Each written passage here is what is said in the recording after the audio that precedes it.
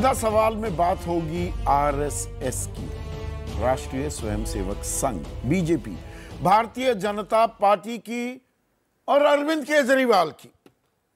अब आप कहेंगे बीजेपी आरएसएस का इतना पुराना रिश्ता है, एक अटूट संबंध है, इसमें केजरीवाल कहां से आ गए? ये बेगानी शादी में अब्दुल्ला दीवाना, क्या है ये फसाना? और ये जो फसाना है ये बड़ा दिलचस्प। उत्तर प्रदेश की सियासत में गहरा तनाव है और इतना तीखा तनाव, और वो भी सूबे की राजनीति के दो सबसे बड़े चेहरों में, उनके मध्य योगी आदित्यनाथ एक तरफ और अखिलेश यादव दूसरी तरफ। एक दौर था इसी उत्तर प्रदेश में जब भाजपा वाले शिविर का नेतृत्व कल्याण सिंह करते थे और समाजवादी वाले शिविर का नेतृत्व मुलायम सिंह यादव करते थे, और अयोध्या का आंदोलन हिलोरे मारता था उत्तर प्रदेश की जमीन पर। उस समय भी इसी ढंग का तनाव दिखता था मुलायम सिंह और अखिलेश यादव को लेके। लगातार जो दिल्ली और उत्तर प्रदेश की राजनीति है उसका माहौल गर्मा गया है।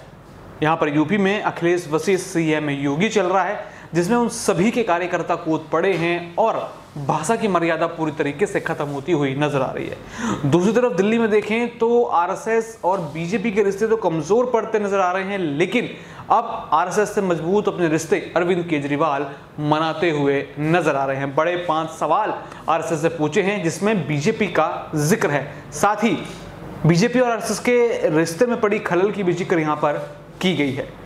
इस मुद्दे पर देखिए जो डिबेट हुई किस तरीके से हुई और यहाँ पर कैसे दोनों पक्ष, दोनों चीजें यहाँ पर दिखाई जा रही हैं। बाकी और भी ऐसी जानकारी जानने के लिए हमारे चैनल को सब्सक्राइब करें और लगातार हमारी वीडियो पाने के लिए चैनल को सब्सक्राइब कर ऑल पर बटन दबाएं ताकि सारी वीडियोस आप तक आ सके और आप हमारा सारा कंटेंट देख सकें। के 5 सवाल, सियासत में नया भूचाल, और आरएसएस बीजेपी तो हैं अपने, ये तो साथ साथ चलते हैं। तो केजरीवाल के ये हसीन सपने कि दोनों में रिफ्ट पैदा करके, मनमुटाव पैदा करके वो फायदा उठा ले जाएं।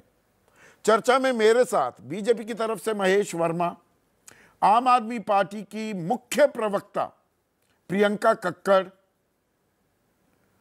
और 4 वरिष्ठ विश्लेषक, वरिष्ठ पत्रकार आशुतोष हैं, सत्यहिंदी.com नाम का डिजिटल प्लेटफॉर्म भी चलाते हैं, आम आदमी पार्टी का अहम हिस्सा थे, एक वक्त पर अहम रणनीतिकार थे और आरएसएस पर किताब लिखी है हिंदू राष्ट्र।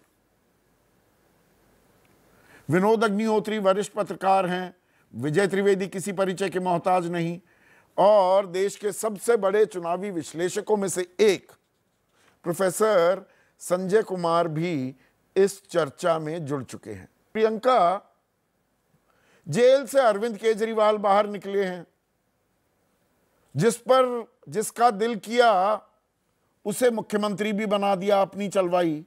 सवाल तानाशाही को लेकर पूछ रहे हैं आरएसएस से और सवाल दाग रहे हैं बीजेपी पर। अपने से सवाल नहीं, दूसरों के सवाल ज्यादा अहम लग रहे हैं अरविंद केजरीवाल को। थोड़ा समझाइए ना। सभी को नमस्ते संदीप जी। संदीप जी, आप इसको ऐसे समझिए कि एक व्यक्ति जिसने पूरी जिंदगी में सिर्फ नाम कमाया हो, पैसे कमाने पर ध्यान ना गया हो, कुशल नौकरी छोड़ दी हो, पहले भी मुख्यमंत्री पद त्याग दिया हो, दोबारा ये मुख्यमंत्री पद त्याग दिया हो, वो ऐसा क्यों करेगा? इतनी तोहमत लगाई भाजपा ने उनके ऊपर, एक चवन्नी की रिकवरी नहीं हुई। कोर्ट ने, सुप्रीम कोर्ट ने क्या कहा? सुप्रीम कोर्ट ने कहा कि सीबीआई तोते की तरह काम करती है। ईडी कोर्ट ने क्या कहा? अरविंद केजरीवाल के खिलाफ कोई प्रमाण नहीं मिला, ये ऑर्डर में लिखा है। साथ में ऑर्डर में लिखा है ईडी ने द्वेष की भावना से काम किया, ये लिखा है ऑर्डर में। केस सही है ये भी कहा सुप्रीम कोर्ट ने। पूरी जानकारी दीजिए अपनी सहूलियत के हिसाब से। ये केस को लेकर कोई टीका नहीं की, मैं बिल्कुल गलत नहीं बोल रहा हूँ जी, नहीं गलत नहीं बोल रहा हूँ संदीप। सुप्रीम कोर्ट ने कहा जो केस दर्ज किया गया है वो बिल्कुल सही है। मैं बता रही हूँ कैसे। हाँ नहीं संदीप जी, अरेस्ट एक जज ने कहा अरेस्ट लीगल है, एक जज ने कहा अरेस्ट को भूल जाइए, मैं केस की बात कर रहा हूं। नहीं, आप लॉयर हैं तो मैंने भी ऐसी 27 साल हो गए पत्रकारिता करते हुए, मैं अच्छा, आप बताइए केस कैसे सही है, बताइए केस कैसे सही है, अच्छा बताइए क्या है, केस के नहीं आप बारे बता में दीजिए फिर। क्या सुप्रीम, अरे बता तो रहा हूं, इसमें परेशान क्यों होने लगी? आप तो खुद भी वकील हैं। सुप्रीम कोर्ट ने कहा ये केस गलत दर्ज किया गया है। बताइए। सुप्रीम कोर्ट ने कहा अरेस्ट को लेकर वो आपने जानकारी दे दी, मैंने पहली जानकारी, मुकम्मल जानकारी होनी चाहिए जी। हाँ, अब बताइए। जी, अरेस्ट को लेकर ही कहा, केस के ऊपर तो अभी ट्रायल तो शुरू भी नहीं हुआ, 23 महीने तक विजय नायर का ट्रायल शुरू नहीं हुआ, 17 महीने तक। हाँ, तो देखिए ना, पीएमएलए होता है जो आप टेररिस्ट के ऊपर लगा देते हैं, जो मनी लॉन्ड्रिंग करते हैं, ब्लैक से व्हाइट करना असेंशियल इंग्रेडिएंट होता है मनी लॉन्ड्रिंग में, इसके कोई प्रमाण नहीं मिले। ईडी कोर्ट ने, मैं बहुत जिम्मेदारी से कह रही हूं कि ईडी कोर्ट ने अपने ऑर्डर में बकायदा लिखा हुआ है कि अरविंद केजरीवाल के खिलाफ कोई प्रमाण नहीं मिला। सुप्रीम कोर्ट ने अपने ऑर्डर में लिखा है, एक जज ने, कि सीबीआई तोते की तरह काम कर रही थी। ऐसी गंभीर बात मैंने बता दी। आप कह रहे हैं ईडी सीबीआई का डर दिखाकर मोदी सरकारें गिरा रहे हैं। दिल्ली की सरकार गिरा दी क्या? सबसे आसान तो दिल्ली की सरकार गिरानी थी। नहीं, कोशिश तो इनकी पूरी भरपूर तो यही कोशिश थी। इन्होंने हमारे नेताओं को अरेस्ट किया, इन्होंने सीबीआई ईडी द्वारा, खरीद फरोख्त द्वारा, इन्होंने वोट चोरी द्वारा हर संभव प्रयास किया आम आदमी पार्टी को तोड़ने का, वो नहीं तोड़ पाए। पर हाँ, ये जरूर है कि आप अगर एक ईमानदार व्यक्ति पर इतना कीचड़ थोपेंगे तो वो ईमानदार व्यक्ति के पास अपना नाम के अलावा कुछ नहीं है। तो उन्होंने इतने सालों में कोई पैसा नहीं कमाया। आप एक सिंपल सा एग्जांपल ले लीजिए, जो आज अरविंद जी ने अपनी स्पीच में भी बताया कि 3400 करोड़ लगते हैं पूरी दिल्ली को फ्री बिजली देने में, 24 घंटा बिजली देने में। अगर वो बेईमान होते तो ये 3400 करोड़ वो अपनी जेब में डालते। 22 स्टेट है बीजेपी के जो कहीं फ्री बिजली नहीं देते और सारे घाटे में हैं। वो इसलिए घाटे में है क्योंकि भाजपा नेता अपनी जेब। सवाल कई हैं और सियासत के रंग भी कई होते हैं। मेहमानों साहब का परिचय करा दें। प्रशांत पटेल हैं, भारतीय जनता पार्टी के प्रवक्ता, प्रशांत जी का स्वागत है। अभिषेक वाजपेयी जी हैं, समाजवादी पार्टी के प्रवक्ता, अभिषेक जी का स्वागत है। अरविंद जयतिलक जी हैं, वरिष्ठ पत्रकार, अरविंद जी का बहुत स्वागत है। और अरविंद सिंह जी हैं, राजनीतिक विश्लेषक, अरविंद सिंह जी का बहुत बहुत स्वागत। जयतिलक जी, आपसे बात शुरू करूंगा। तनाव ज्यादा हो गया, थोड़ा बहुत में तो आनंद आता, लेकिन जब बहुत तनाव हो जाए, जैसे थोड़ी बहुत एसिडिटी हो तो आदमी हाजमोला और चूरन फाँक के काम चला लेता है, लेकिन बहुत ज्यादा एसिडिटी हो जाए, बहुत ज्यादा एसिड बनने लगे अंदर, तो मामला थोड़ा गंभीर हो जाता है। नहीं, फिर कई बार अस्पताल जाने की नौबत आ जाती है। उत्तर प्रदेश की राजनीति भी ऐसे ही एसिड से आप्लावित लग रही है मुझे। कैसे कैसे शब्द और कैसे कैसे दोहा गढ़े जा रहे हैं, अरविंद जी। हाँ बिल्कुल अमिताभ जी, वो कहा जाता है ना कि राजनीति जो है हर मसले को सिंपल स्लोगन में बदल देती है। अब देखिए, माफिया और मठाधीश, संत और धूर्त, औरंगजेब की आत्मा, जिन्ना, ये सारी चीजें रेखांकित करती है कि आप राजनीति में जिसे अपना विरोधी समझते हैं वो विरोधी नहीं रह गया, वो आपका शत्रु हो गया है और आपके पास कहने के लिए कुछ नहीं है, इसलिए आप जो है दूसरे को गालियां बक रहे हैं।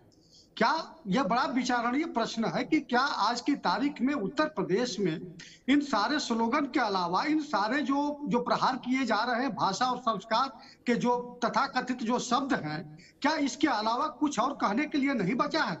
क्या जो हमारा विकास का मुद्दा है या हमारे जो कानून व्यवस्था को लेकर के जो सवाल चाहे विपक्ष खड़ा करे या सत्ता पक्ष उसके पक्ष में अपना जो है स्वीकारोक्ति दिलाए, क्या उस पर विमर्श नहीं हो सकता है? देखिए, इसका सीधा मतलब है कि राजनीति में प्रहार वही हो रहा है जहां पे कायदे से चोट पहुंचे।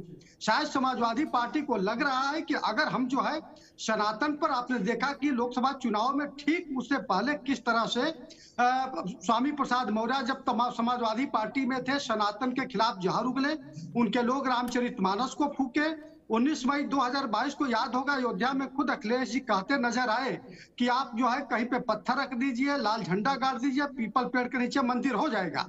यानी शायद उन्हें लग रहा है कि अगर जितना हम तीखे शब्दों का इस्तेमाल करेंगे, ये जो आने वाला उपचुनाव है, 2-2.5 साल बाद जो विधानसभा का चुनाव है, वो हमारे तरफ गोलबंदी मजबूत हो रही है, वो प्रयोग शायद उनको सूट कर रहा है, ऐसा कुछ मान रहे हैं। दूसरी तरफ योगी जी, अखिलेश जी के जो बयानात है जिसका आपने अभी जिक्र किया, क्या भाई योगी जी को कहिए, योगी आदित्यनाथ का नाम लेकर के कहिए, आप जब महंत कहते हैं, मठाधीश कहते हैं, साधु कहते हैं, तो इसमें पूरे भारत का जो साधु समाज है, जनमानस उसी फ्रेम में फिट हो जाता है।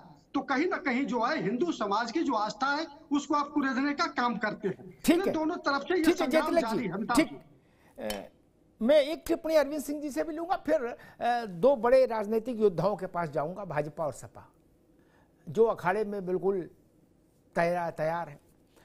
अरविंद जी, मेरा प्रश्न ये कि हमने मुलायम सिंह और कल्याण सिंह का दौर देखा, उनके पूरे राजनीतिक जीवन पर मुझे एक टिप्पणी हमेशा याद रहती, वो मेरे दिमाग के कंप्यूटर में ऐसी सेव हो गई कि वो कहते ही डाइल्यूट नहीं हो सकती, डिलीट नहीं हो सकती।